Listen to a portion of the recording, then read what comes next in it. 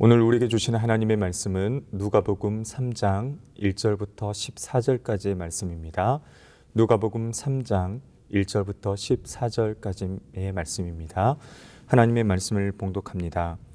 디비럍 황제가 통치한 지 15해 고 본디오 빌라도가 유대의 총독으로 헤롯이 갈릴리의 분봉왕으로 그 동생 빌립이 이두레와 드라고니 지방의 분봉왕으로 루사니아가 아빌레네의 분봉왕으로 안나스와 가야바가 대제사장으로 있을 때 하나님의 말씀이 빈들에서 사가랴의 아들 요한에게 임한지라. 요한이 요단강 부근 각처에 와서 죄사함을 받게 하는 회개의 세례를 전파하니 선지자 이사야의 책에 쓴 바 광야에서 외치는 자의 소리가 있어 이르되 너희는 주의 길을 준비하라. 그의 오실 길을 곧게 하라. 모든 골짜기가 메워지고 모든 산과 작은 산이 낮아지고 굽은 것이 곧아지고 험한 길이 평탄하여질 것이요 모든 육체가 하나님의 구원하심을 보리라 함과 같으니라. 요한이 세례 받으러 나아오는 무리에게 이르되 독사의 자식들아 누가 너희에게 일러 장차 올 진노를 피하라 하더냐. 그러므로 회개에 합당한 열매를 맺고 속으로 아브라함이 우리 조상이라 말하지 말라. 내가 너희에게 이르노니 하나님이 능히 이 돌들로도 아브라함의 자손이 되게 하시리라. 이미 도끼가 나무 뿌리에 놓였으니 좋은 열매 맺지 아니하는 나무마다 찍혀 불에 던져지리라. 무리가 물어 이르되 그러면 우리가 무엇을 하리이까? 대답하여 이르되 옷 2벌 있는 자는 옷 없는 자에게 나눠줄 것이요 먹을 것이 있는 자도 그렇게 할 것이니라 하고 세리들도 세례를 받고자 하여 와서 이르되 선생이여 우리는 무엇을 하리이까 하매 이르되 부가된 것 외에는 거두지 말라 하고 군인들에게도 물어 이르되 우리는 무엇을 하리이까 하매 이르되 사람에게서 강탈하지 말며 거짓으로 고발하지 말고 받는 급료를 족한 줄로 알라 하니라. 아멘. 사랑하는 여러분, 지난밤도 평안하셨습니까? 새해가 되었음에도 함께 모여 예배드리지 못하고 얼굴을 뵙지 못하고 이렇게 영상으로 새벽 예배를 드려야 하는 아쉬운 마음이 크지만 그러나 이 새벽을 깨우고 가정에서 삶의 자리에서 예배드리시는 모든 성도님들의 삶과 가정 그리고 직장과 사업장 가운데 우리 주님의 놀라운 사랑과 평강이 그리고 지키시고 보호하심의 은혜가 함께 하시기를 간절히 축복합니다. 오늘 본문의 말씀은 예수님의 선구자인 세례 요한의 사역에 대해 소개하고 있는 말씀입니다. 그런데 누가는 예수님의 사역을 언급하기에 앞서 이렇게 예수님의 선구자인 세례 요한의 사역을 먼저 언급한 것은 세례 요한의 출현과 사역에서부터 그리스도의 복음이 본격적으로 시작된다라고 보았기 때문입니다. 주의 길을 준비하고 험한 길을 평탄하게 하는 사역을 감당하는 세례 요한의 사역으로 바로 예수님의 구원의 사역은 이제 시작되었다라는 것을 말씀하기 위한 것이었습니다. 세례 요한은 요단강 근처에서 회개의 세례를 베풀고 무리들에게 회개에 합당한 열매를 맺도록 권면하고 있습니다. 회개를 선포하는 세례 요한은 곧 나타나실 예수의 나라, 그 나라에 합당한 백성들을 예비시키는 것입니다. 그럼 이제 오늘 본문의 말씀을 통해서 우리는 하나님이 어떠한 분이신지 또 오늘 우리에게 주시는 교훈은 무엇인지 함께 살펴보길 원합니다. 먼저 하나님은 어떠한 분이십니까? 하나님은 심령이 가난한 자 그리고 영적으로 깨어있는 자에게 말씀을 주시고 하나님 당신의 사역을 맡기시는 하나님이시다라는 것입니다. 오늘 본문 1절과 2절의 상황은 정치적으로는 디베료가 황제로 그리고 본디오 빌라도가 유대의 총독으로 헤롯이 갈릴리 분봉왕으로 다스리고 있었습니다. 종교적으로는 안나스와 가야바가 대제사장으로 세상을 호령하고 있었습니다. 그들의 말이 곧 법이고 상식이었기 때문에 그들이 세상과 역사를 이끌어가는 주체처럼 보였던 것입니다. 그런데 하나님의 말씀은 로마 황제에게 임한 것도 아니고 예루살렘의 성전에 있었던 대제사장들에게 임한 것도 아니었습니다. 누구에게 임했습니까? 바로 빈들에 있었던 세례 요한에게 임했던 것입니다. 하나님은 침묵을 깨시고 드디어 말씀하기 시작했던 것입니다. 사랑하는 여러분, 역사의 참 주인이신 하나님은 세상의 권력자들이 아니라 겸손히 주의 말씀에 순종하는 자들을 통해서 하나님은 일하신다는 것입니다. 하나님의 말씀은 빈들과 같은 마음을 지닌 성도에게 임한다는 것입니다. 빈들은 문자 그대로 아무것도 없는 빈 땅입니다. 정치가들의 곤몰수수도 없고 세상에 탐심도 없는 그러한 땅입니다. 그러므로 빈들과 같은 마음이란 가난한 마음을 의미합니다.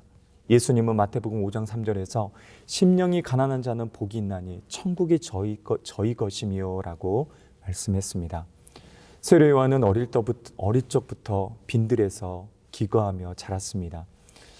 누가복음 1장 80절에는 이렇게 말씀합니다. 아이가 자라며 심령이 강하여지며 이스라엘에게 나타난 날까지 빈들에 있으니라. 아멘. 그래서 빈들과 같은 마음을 지닌 사람으로 세례 요한은 성장했습니다. 그리고 이제 32여 년 정도의 시간이 흘렀습니다. 세례 요한은 세상에 대한 탐심도 정욕도 끊어버리고 오직 하나님의 말씀만이 임하기를 사모했던 자였습니다. 그리고 때가 마침내 이르렀을 때 하나님의 말씀이 세례 요한에게 임했고 세례 요한은 그 말씀에 응답해서 바로 공적인 사역을 시작하게 된 것입니다. 사랑하는 여러분, 저와 우리 모두도 하나님의 음성을 들으려면 빈들과 같은 마음을 지녀야 할 줄 믿습니다. 세상에 대한 미련과 또 탐심을 버리고 가난한 심령으로 하나님의 말씀을 사모할 수 있기를 바랍니다. 지금은 어떤 시대입니까? 정보화 시대로 불리는 때입니다. 홍수같이 수많은 정보들이 쏟아져 나오고 그 정보들로 인하여 사람의 심령을 지배하고 있습니다. 그러나 그 정보들은 공통적으로 사람의 욕망이나 탐심을 충동질하는 속성을 지녔다라는 것입니다. 이런 시대일수록 우리 성도들은 가난한 심령을 유지해야 합니다. 골방의 기도를 통해 하나님과의 교제를 멈추지 않고 세상이 주는 그 즐거움과 탐심을 멀리하며 하나님의 말씀을 기다리는 빈들과 같은 마음을 유지해야 한다는 것입니다. 세상의 분주함과 세상의 요란함으로 가득 찬 이 세상 속에서 하나님과 독대하며 하나님의 말씀에 사무칠 수 있는 나만의 빈들이 있기를 축복합니다. 우리는 비대면으로 가정에서 예배를 드려야 하는 어려운 상황 속에 있습니다. 그럼에도 불구하고 우리가 거하는 골방이, 우리가 거하는 거실이, 우리가 잠을 청하는 침실이 하나님의 말씀이 임하는 빈들이 되기를 축복합니다. 하나님께 예비하는 귀한 예배의 처소가 되기를 축복합니다. 그리고 그 말씀을 받고 하나님께서 맡겨주신 귀한 사명을 충성되이 잘 감당하는 저와 우리 모두가 되시기를 축복합니다. 그렇다면 오늘 본문을 통해서 우리에게 주시는 교훈은 무엇입니까? 우리는 회개하며 또 회개에 합당한 열매를 맺어야 한다는 것입니다. 8절 말씀은 이렇게 기록합니다. 그러므로 회개에 합당한 열매를 맺고 속으로 아브라함이 우리 조상이라 말하지 말라. 내가 너희에게 이르노니 하나님이 능히 이 돌들로도 아브라함의 자손이 되게 하시리라. 아멘. 오늘 말씀은 세례 요한이 회개에 대해 사람들에게 강력하게 외치는 말씀입니다. 그가 했던 일은 죄사함을 받게 하는 회개의 세례를 전파하는 일이었습니다. 그렇게 해서 그 사역을 시작하실 메시아의 길을 준비하는 것이 바로 세례 요한이 해야 할 일이었습니다. 그는 사람들에게 회개할 것을 촉구했고 진정한 회개가 무엇인지 가르쳤습니다. 세례 요한은 하나님께서 이제 더 이상 두고 보지 않으시고 공의를 세우실 때가 가까이 왔다는 것을 알았습니다. 그래서 사람들에게 진노의 날에 대해서 선포한 것입니다. 사랑하는 여러분, 하나님은 하나님을 대적하는 자들에게는 심판을 내리시지만 하나님의 편에 선 하나님의 사람들에게는 구원을 베푸시는 하나님이십니다. 즉 심판과 구원은 함께 있는 것입니다. 하나님의 심판은 천국이 가까이 왔다는 의미이기도 한 것입니다. 마태복음 3장 2절에는 회개하라 천국이 가까이 왔느니라 라고 말씀하지 않습니까? 그러나 그들은 자신들이 심판의 대상이라고 생각하지 않았습니다. 유대인들은 회개가 필요 없다라고 생각했습니다. 그런 자들에게 요한은 바로 독사의 자식들아 라고 이렇게 말합니다. 7절 말씀이죠. 독사의 자식들아 누가 너희에게 일러 장차올 진노를 피하라 하더냐. 아멘. 독사의 자식들아. 어쩌면 이 말은 가혹하게 들릴 수 있습니다. 그러나 요한은 그들 자신이 어떠한 상태인지를 분명히 알기를 원했습니다. 그들에게는 회개가 필요했던 것이었습니다. 유대인들에게는 회개가 필요 없다라고 생각했지만 사실 그들에게 가장 먼저 회개가 필요했던 것입니다.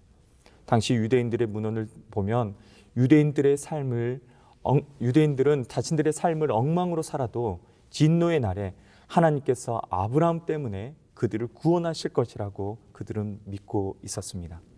그러나 세례 요한은 돌들을 가지고도 아브라함의 자손을 만들 수 있다라고 말합니다.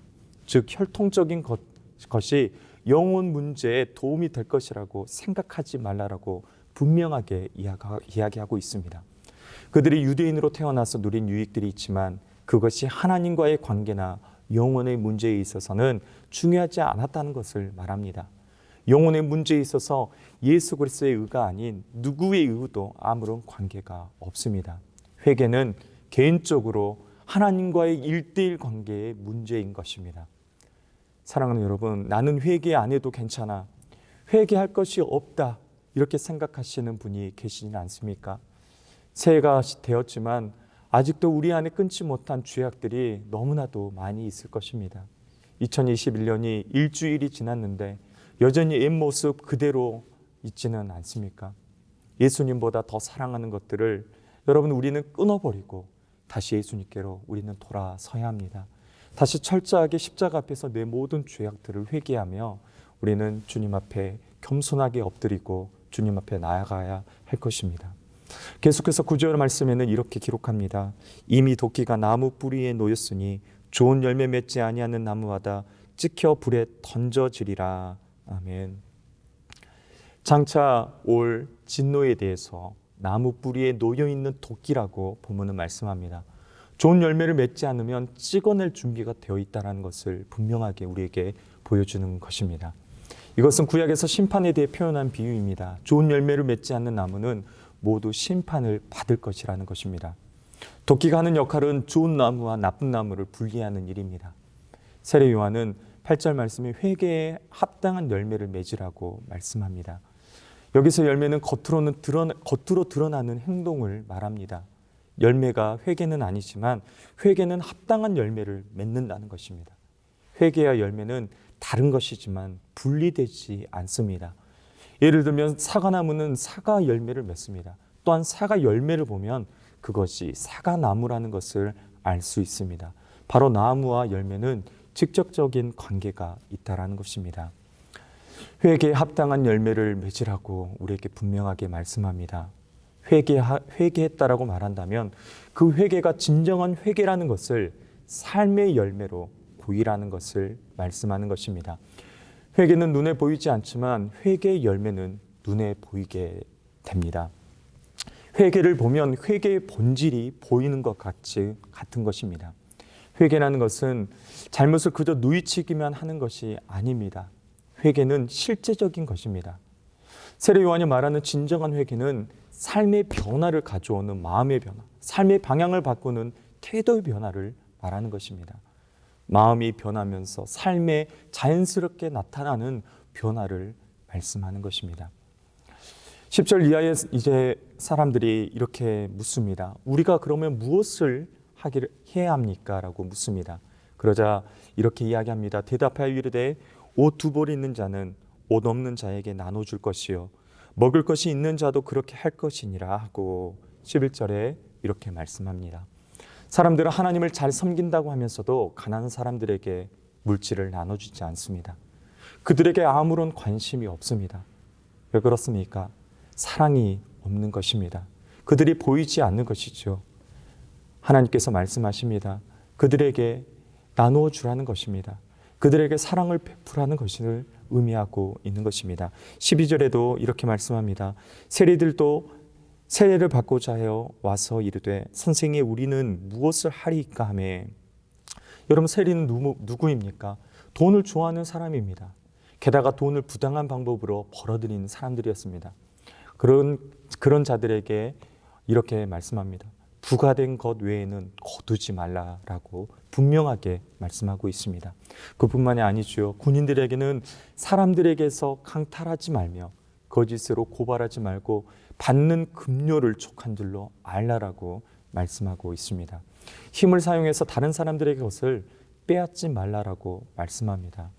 여러분, 우리가 잘 아는 세리가 누구 있습니까? 삭개오와 마태가 있지 않습니까? 삭개오와 마태는 예수님께로 돌아온 사람들이었습니다. 그가 하던 죄악된 일들을 다 버리고 하나님께로 돌아왔습니다. 이처럼 구원받기 위해서는 죄를 회개해야 합니다. 그리고 죄를 버리고 다시 하나님 앞에로 나와서 하나님의 말씀에 순종하는 삶을 살아야 한다는 것입니다. 세례 요한은 그들에게 회개에 합당한 열매를 맺으라고 분명하게 말씀했습니다. 이는 회개는 말로만 하는 것이 아니라 삶을 통해서 이루어지는 것을 강조하는 것입니다. 사랑 여러분, 우리 모두는 예수님께 대한 사랑을 회복해야 할 줄 믿습니다. 요한계시록에서 말씀하는 것 같이 회개하고 그 열심을, 주님을 사랑하는 그 열심을 우리는 내야 합니다. 그러나 우리는 너무나 세상에 빠져서 우리 예수님이 다시 오심을 기다리지 않습니다. 스마트폰과 인터넷, TV, 우리는 지금 세상에 빠져 있지 않습니까? 2021년 새로운 한 해가 시작되었습니다. 그런데 아직도 저와 우리의 모습 속에 회개에 합당한 열매를 삶에서 맺고 있는지 우리는 우리의 삶을 점검해 봐야 할 것입니다. 죄를 버리고 선을 향해 걸어가고 계십니까? 우리는 하나님 앞에 질문해야 합니다. 내 삶에서 맺어야 할 회개 열매는 무엇입니까? 라고 우리는 그 말씀에 질문하고 그 말씀에 우리는 따라야 할 것입니다. 우리는 세상이 말하는 것을 생각하지 말고 하나님께서 말씀하시는 그 말씀을 따라 생각하고 행동해야 할 것입니다. 사랑 여러분, 돈을 사랑하지 말고 죽는 날까지 우리 예수님을 의지하고 섬기며 살아야 할 것입니다. 우리가 예수님을 믿기 전에는 돈을 사랑했지만 예수님을 믿고 나서는 그 돈을 내가 가지고 있는 것을 가난한 사람들을 위해서, 복음을 위해서 쓰는 것입니다. 그것이 회개에 합당한 열매인 것입니다. 우리는 예수님께 헌신하겠다고 고백했던 것을 다시 생각해야 합니다. 지금 나는 어떻게 내 시간과 내 물질을 쓰고 있는지 생각해 보시기 바랍니다. 우리의 마음을 예수님께로 돌이켜야 합니다. 구원받지 않는 사람들은 죄를 회개하며 돌이켜야 하고, 믿는 우리의 사람들은 우리에게 붙은 죄들을 버리고 다시 예수님께 돌아가야 합니다. 하나님은 여전히 여러분이 회개하고 하나님께 나올 수 있는 길을 열어놓고 계십니다. 자신이 회개가 필요한 자라는 것을 인정하고 은혜의 하나님 앞에 다 겸손하게 엎드려 하나님 앞에 나아가는 저와 우리 모두가 되기를 축복합니다. 우리 이 시간 함께 기도하길 원합니다. 먼저 우리에게 주신 말씀을 붙들고 함께 기도하겠습니다. 내가 있는 골방이, 내가 있는 거실과 침실이, 내 가정이 하나님의 말씀을 받는 빈들이 되게 하여 주옵소서. 심령이 가난하여 영적으로 깨어 하나님의 말씀을 받게 하시고 그 말씀을 따라 맡기신 귀한 사명 충성되이 감당하게 하여 주옵소서. 세상의 즐거움과 세상의 소리에 빠지지 않게 하시고 오직 하나님의 말씀 가운데 다시 돌이키는 회개의 모습이 되어 가난한 자들을 돌아보며 공의를 행하고 이웃을 사랑하는 회개에 합당한 열매가 나의 삶과 가정과 교회 가운데 가득 넘쳐나게 하여 주옵소서.